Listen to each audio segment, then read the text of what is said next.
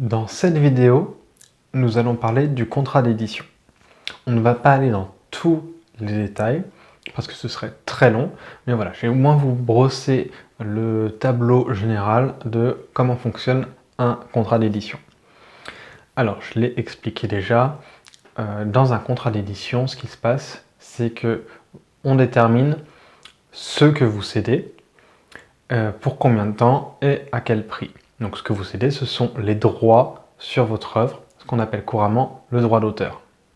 Donc ces droits, alors il y a deux types de droits, je ne vais pas rentrer trop dans les détails, mais il y a les droits patrimoniaux et les droits moraux. Donc le droit moral, il est inaliénable, vous ne pouvez pas le céder, c'est-à-dire que vous avez toujours le dernier mot pour votre œuvre. Je ne vais pas rentrer trop dans les détails, ce ne sont pas les droits qui sont régis par le contrat d'édition, mais en tout cas, c'est bon de savoir que l'œuvre, ces droits-là, les droits moraux sur l'œuvre, vous appartiennent de tout temps, et ceux-là, ils ne s'arrêtent pas 70 ans après la mort, ils sont inaliénables. Et à côté de ça, il y a les droits patrimoniaux. Et là, c'est ceux qui nous intéressent, parce qu'en gros, c'est le droit d'exploitation de l'œuvre, et donc de tirer de l'argent d'une œuvre. C'est tout ça que définit le contrat d'édition. Donc, dans les basiques, le contrat d'édition est un contrat de gré à gré. Alors ça, c'est un terme juridique qui veut dire que chaque contrat peut être entièrement négocié entre les parties. On n'est pas dans un contrat d'adhésion. Le contrat d'adhésion, c'est lorsque vous prenez un téléphone ou un abonnement pour téléphonie mobile, on vous donne un tarif et vous dites oui ou non. Voilà, ça c'est un contrat d'adhésion. Non, là, un contrat de gré à gré, c'est que chaque clause peut être modifiée et négociée. Alors, il y a un cadre légal, c'est-à-dire qu'il y a des accords qui ont été passés entre les syndicats d'édition et les représentants des auteurs, donc comme la SGDL dont je parlais plus tôt. Et voilà, ça définit des accords cadres et un contrat, et pas forcément un contrat type, mais en tout cas des clauses qui doivent absolument être mentionnées et des choses qui ne peuvent pas être changées. Mais tant que l'on reste dans le cadre légal, on peut faire ce que l'on veut du contrat, rajouter les clauses que l'on veut, enlever celles que l'on veut tant qu'elles ne sont pas nécessaires dans le cadre légal. Enfin voilà, il n'y a pas d'obligation à ce niveau-là. Ce n'est pas à l'éditeur de vous imposer un contrat. Sauf que, dans la réalité, l'éditeur, il a déjà un template, enfin un modèle type de contrat d'édition qu'il va vous proposer pour aller plus vite. Parce que vous n'avez probablement pas le même bagage juridique que l'éditeur qui a normalement bien étudié ça. Donc voilà, c'est souvent lui qui va vous proposer un contrat, mais en sachant que chaque clause peut être modifiée. Donc ça, c'est important de le savoir. C'est compliqué quand on est jeune auteur, qu'on débute, qu'on reçoit un contrat d'édition. On se dit, oh, j'ose pas trop modifier, j'ose pas trop revenir sur certaines clauses. Ça vaut quand même la peine au moins de discuter avec l'éditeur, et l'éditeur le prendra jamais mal. Si vous lui dites, cette clause, qu'est-ce qu'elle veut dire, pourquoi, et si vous n'êtes pas d'accord, est-ce qu'on peut l'enlever ou la changer? Et si l'éditeur vous dit, oh non, pas du tout, c'est comme ça et puis c'est tout, c'est peut-être aussi un message, est-ce que ça vaut la peine de travailler avec cet éditeur? Parce que s'il est comme ça à ce niveau-là, il sera peut-être aussi insensible sur d'autres aspects. Donc voilà, ce sont des messages assez intéressants. Alors, un point aussi à savoir sur la structure du contrat d'édition, c'est que on sépare d'une partie les droits sur le livre papier et une partie sur le livre numérique. Donc un contrat où vous cédez à la fois les droits sur le papier et sur le numérique devra avoir deux parties distinctes. Donc en fait ça fait trois, parce qu'il y a une partie avec les généralités, une seconde partie avec les conditions pour le livre papier et une troisième avec les conditions pour le livre numérique, qui sont un petit peu différentes. Il faut savoir aussi que vous ne pouvez pas céder dans un contrat d'édition les droits pour l'audiovisuel. Ça doit forcément être un avenant au contrat. L'audiovisuel, c'est une adaptation au cinéma ou en série télé.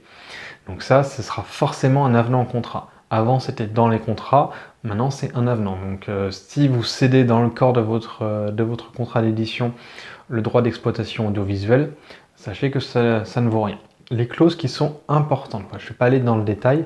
Ce que je vais faire de toute façon, c'est que je vais vous mettre en lien, en téléchargement en dessous de la vidéo, un contrat de la Société des gens de lettres, donc le contrat type préconisé par la SGDL, donc plutôt pour le roman, et qui est avec une version commentée, donc qui reprend les clauses une par une avec des commentaires. Nous, chez Noir d'Absinthe, c'est pas tout à fait le contrat qu'on utilise. Et puis il y a des choses dans le contrat type de la SGDL que je n'aime pas trop, comme par exemple la durée de droit, où ils sont plutôt de l'école 70 ans après la mort, parce que c'est une école qui est plus littérature généraliste et grosse maison d'édition, ce qui, moi, me paraît vraiment beaucoup. Donc voilà. Mais globalement, c'est un très bon contrat type. Et je vais aussi vous mettre en bas un guide de l'auteur qui est édité par le Centre national du livre et qui reprend la plupart des détails importants pour la vie d'un auteur, donc que ce soit sur le contrat justement, sur le côté social ou fiscal. Comme ça, vous aurez accès à ces ressources et vous pourrez approfondir vous-même tout cela avec des sources très fiables. Pour en revenir au contrat d'édition, à proprement parler, quelles sont les clauses qui sont importantes? Alors, tout d'abord, votre contrat va définir la durée de cession des droits. La durée de cession des droits peut être jusqu'à un maximum de 70 ans après la mort de l'auteur, c'est-à-dire la durée de la propriété intellectuelle. Si c'est marqué cela sur votre contrat, durée, toute l'étendue de la propriété intellectuelle, c'est ce que ça veut dire que c'est 70 ans après la mort. Ce qui n'a pas forcément de sens aujourd'hui, parce qu'on n'en a jamais vraiment eu non plus. Pour moi, un contrat d'édition devrait au maximum durer 10 ans. Après, ça peut être renouvelable, mais pas plus de 10 ans. Pourquoi? Parce que dans la vie d'un livre, au bout de 10 ans, il y a peu de chances qu'il soit encore commercialisé par l'éditeur. Donc de toute façon, il y a une clause générale qui dit que et ça c'est une clause qui est obligatoire, qui dit que le roman doit être exploité, qu'il doit y avoir une exploitation suivie. C'est-à-dire que si pendant un an, votre roman, vos rochers, il n'y a pas eu une seule vente, dans ce cas-là, vous pouvez récupérer vos droits. Sauf que, avec le développement de l'impression à la demande, c'est très très compliqué de justifier qu'il n'y a plus de vente. Et vous pouvez avoir un éditeur qui va vous faire des chiffres de vente en vous disant il y a eu 5 exemplaires vendus cette année, donc il y a toujours une exploitation permanente et suivie. Et ça, il n'est pas obligé de le justifier, enfin, il devrait, mais c'est très compliqué pour vous de vérifier les ventes réelles. Donc en fait, l'éditeur fait un peu ce qu'il veut. C'est aussi un fondamental à comprendre sur le contrat d'édition. C'est que le contrat d'édition définit les obligations des parties, donc de l'éditeur et de l'auteur, mais la plupart des clauses sont très difficiles à imposer quand on est auteur. C'est-à-dire qu'à moins d'être un auteur qui est très connu et qui a vraiment un poids important, la négociation est complètement à la défaveur des auteurs, et même faire obliger certaines clauses, souvent ça met un an de recommander juste pour s'assurer que telle clause soit bien suivie, et il faut une année derrière pour pouvoir annuler un contrat parce que la clause n'aura pas été suivie. C'est à ce niveau-là, ce qui fait que vous n'avez pas non plus beaucoup de possibilités de vérifier que l'éditeur est conforme aux clauses qui sont signées. Par exemple, là, sur l'exploitation permanente et suivie, c'est un exemple. C'est-à-dire que si l'éditeur vous dit « si j'en ai vendu 3, voilà, donc c'est permanent et suivi, vous êtes obligé de rester dans le contrat, vous ne pouvez pas récupérer vos droits », il peut. Et ça peut être plus grave, c'est que si l'éditeur vous dit j'ai vendu 200 exemplaires cette année, donc ça fait tant de droits d'auteur que je vous dois, vous ne pouvez pas vérifier combien il a vraiment vendu. Et comme c'est vraiment compliqué de calculer ces chiffres de vente, vous êtes obligé de croire l'éditeur. C'est aussi pour ça que c'est très important de vérifier que ça marche bien avec votre éditeur, que le contrat est propre et que vous avez fait votre due diligence, parce que même avec un contrat nickel, l'éditeur peut plus ou moins faire ce qu'il veut. C'est important de se rendre compte de ça, c'est que le contrat d'édition protège et à l'avantage des éditeurs. Donc pour en revenir aux clauses importantes, donc il y a cette durée de droit que moi je ne dirais pas plus de 10 ans. Après je sais que dans certains types de maisons d'édition, c'est beaucoup plus. Ça peut être compliqué de négocier, mais voilà, c'est important de le voir. Et moi je dirais ouais, 10 ans, ça me paraît bien. Chez nous, chez Noir d'Absinthe, en général on propose aux auteurs 5 ans. Après, c'est encore une fois, ce sont des choses qui sont négociables de gré à gré. Il n'y a pas de. L'éditeur peut vous dire ah bah nous on fait 20 ans avec tout le monde et puis c'est tout. Non, c'est forcément une négociation par titre et par auteur. Donc il n'y a pas de négociation globale qui vous dit bah non, c'est comme ça chez nous.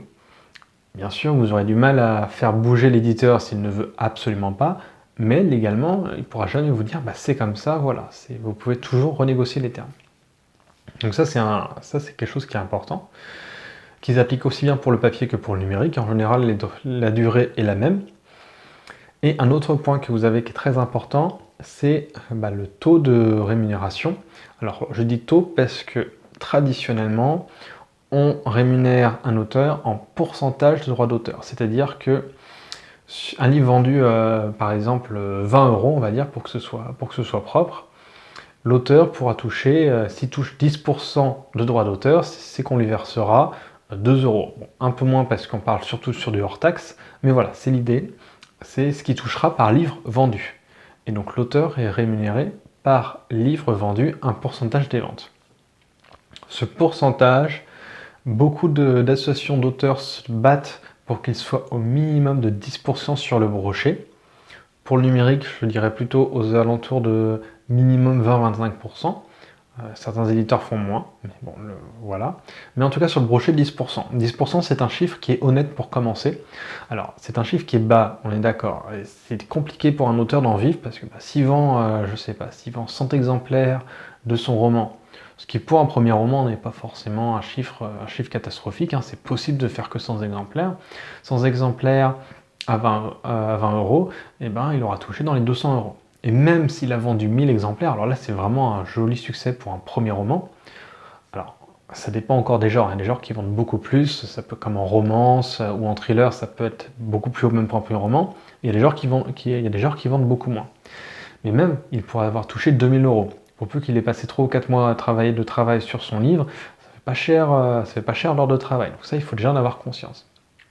Mais le souci, c'est qu'un éditeur peut difficilement faire plus, en tout cas beaucoup plus que ces 10% parce qu'il a beaucoup de frais variables et de frais fixes, l'éditeur. Donc les frais fixes, c'est la correction, l'illustration, la maquette.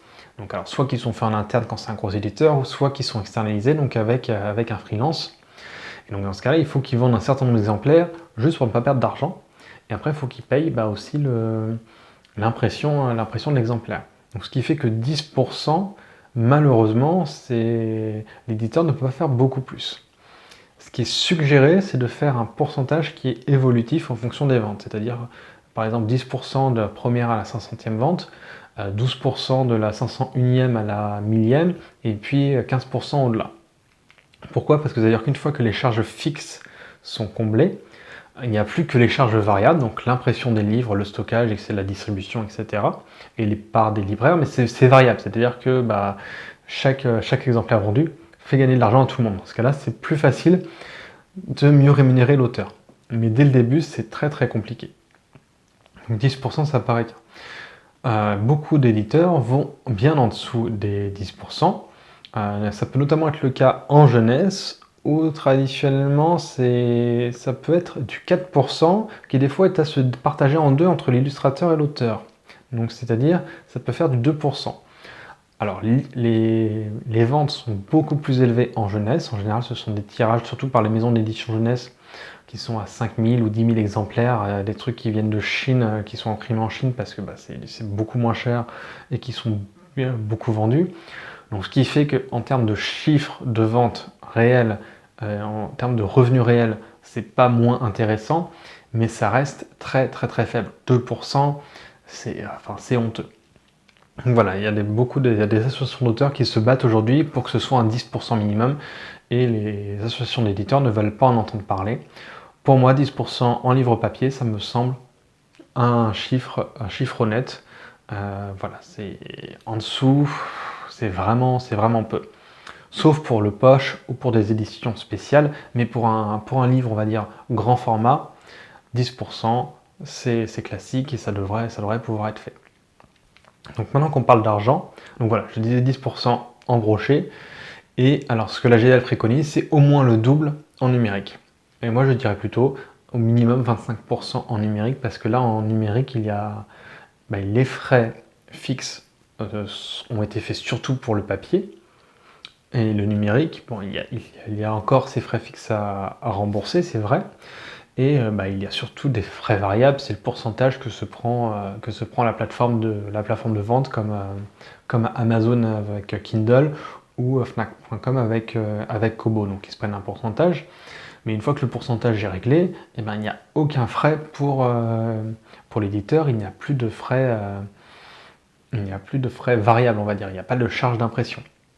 Donc c'est vrai que le numérique doit quand même être, ça peut pas être 100% pour l'auteur, parce que il y a toujours ces frais à rembourser de correction, d'illustration, etc. Et puis il faut bien que l'éditeur fasse une marge s'il veut faire tourner son entreprise, hein.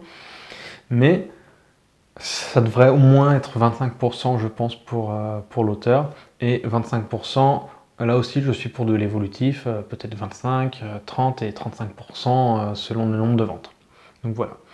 Un autre point qui est des fois assez compliqué à calculer pour le numérique, ce sont les abonnements. Donc, par exemple, c'est possible des fois d'avoir des livres qui sont en abonnement, en sorte de prêt numérique.